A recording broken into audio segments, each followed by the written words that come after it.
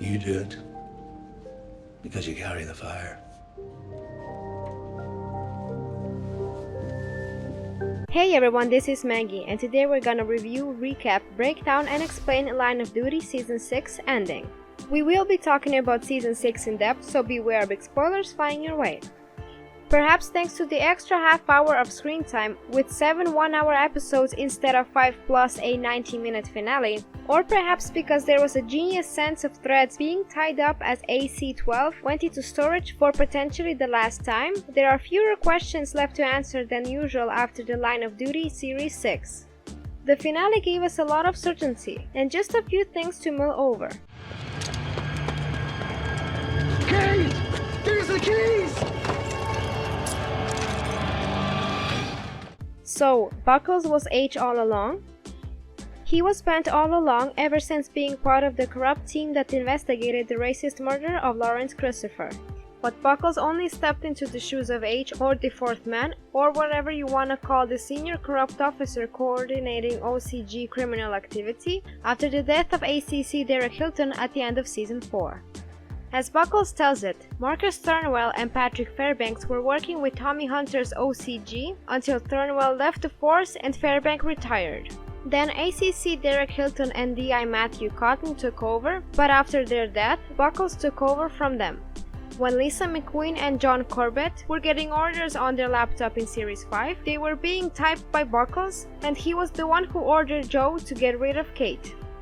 There wasn't anything that you wouldn't turn your hand to as long as the price was right. That's the top and bottom of it, isn't it, fella? No comment. Does this mean that CC Osborne isn't bent? Technically, that's still unconfirmed. If you rewatch Buckles explaining the historical chain of command, he lists pairs of corrupt officers who worked with the OCG Fairbank and Thornwell, Hilton and Cotton, then he's interrupted by Ted Hastings, who named him as the last man standing. Perhaps Buckles was working alone. Perhaps he was working in collusion with CC Osborne. We don't know, and honestly, it doesn't really matter. What we do know is that even if Osborne didn't personally collude in OCG activity, he certainly turned a blind eye to it to protect his own reputation and that of the Force. And he conspired to cover up police wrongdoing in the murder of Kareem Ali. He's a PR man with no backbone who surrounds himself with croonies. Osborne has done everything in his power to suppress anti-corruption, including forcing Ted to retire, Sindwani to resign, and dramatically restructuring the department to minimize its power.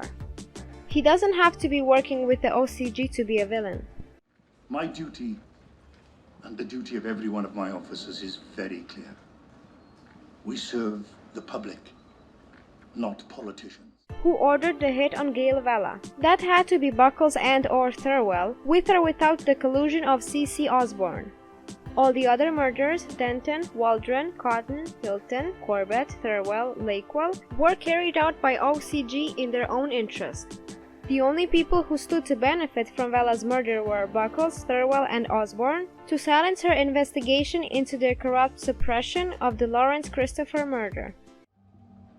Did you and or Chief Constable Osborne collude in a conspiracy to murder Gail Vella?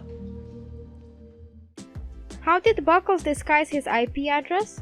In the search of Marcus Thornwell's house in Spain, computer equipment was discovered that had communicated with IP addresses belonging to Joanne Davidson and Lisa McQueen. Buckles' UK-based laptop was rerouting through this Spanish equipment to throw cyber investigations off the scent. A search of the property detected equipment used for routing digital communications, with an IP address matching the ones detected on devices belonging to Joe Davidson and Lisa McQueen. Why did Tommy make Joe think Fairbank was her father? To control her through fear, Tommy was skilled in grooming young, vulnerable people, and he made up the lie that Patrick Fairbank was the dangerous corrupt copper who'd raped Joe's mother, so that Fairbank could be used as a kind of a boogeyman to scare Joe into doing Tommy's bidding. What an evil piece of work.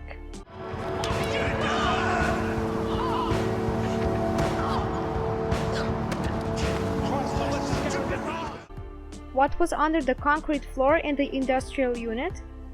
Insurance in the form of murder weapons covered in the blood of their victims, and the fingerprints of the killer or the person the OCG were threatening to frame as the killer. There was the gun Carl Banks had used to kill Gail Vella. There were the knives Ryan Pilkington used to kill Manit Bindra and John Corbett, and the knife an OCG member had used to kill Jackie Laverty before contaminating it with Tony Gates' fingerprints while he was unconscious. Fingerprints on the handle match Ryan Pilkington. Was Chris Lomax bent? When Lomax was named as the requesting officer on the forged paperwork extracting Davidson from the HPV Brentis, it looked like he was definitely bent. But Kate Fleming was named on that paperwork as the supporting officer for the production order, and we know that Kate is true blue.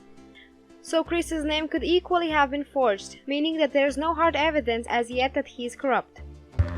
DS Lomax. And the supporting officer? That's you, Mom. What about Patricia Carmichael? We didn't really learn much more about Pat this episode, apart from the fact that, as Buckles accurately detected, she wanted to stay as far away from his interview and the rest as possible, so that she could continue to do the CC's work and pretend that institutionalized corruption doesn't exist. Is she bent? I wouldn't say so. Is she only interested in her own career? Will she carry the fire? What do you reckon? The public don't want police officers to be held to account for every little thing they're meant to have done. They want us to get on with the job. And that's what we will do. Thank you. Before we continue, be sure to subscribe to our channel and ring the bell to get notifications about our latest videos. Which fan theories were right and which were wrong? Speaking to the Katie himself, Craig Parkinson on a special episode of BBC Sound podcast Obsessed with Line of Duty, writer-creator Jed Mercurio confirmed that Chloe Bishop is definitely not Tony Gates' daughter, calling the idea preposterous. The idea of a character turning out to be the surprise daughter of someone from Series 1, though, clearly wasn't preposterous, as the fan theory that Joe Davidson would be related to Tommy Hunter proved to be absolutely right. In the finale, Chloe poured cold water on the idea that Marcus Thurwell wasn't really dead when she confirmed that the bodies were officially identified as Thurwell and his wife, who had been strangled some weeks ago. All the hubbub about Steph being bent, keeping Marcus Thurwell in her loft, was just hot air too. They formally identified the bodies found at the villa. They are Marcus Thurwell and his wife. Both have been strangled, and from the extent of decomposition, they've been dead a few weeks. Is this the end of AC-12? It could very well be. As things were left, Ted was being forced into retirement and 90% of AC-12 staff were going to be redistributed or let go as the units merged into one. Depending on how his medical evaluation goes, Steve could go work for Jolly Rogers at Serious Crime. Kate could stay in command of MIT, and Hastings could take up birdwatching and Italian cookery. If it is the end, then at least AC-12 got their man. However, to leave things open for a potential 7th season, Ted has lodged a complaint against his forced retirement, and Kate told Steve that she'd be willing to come back to anti-corruption, so we'll see.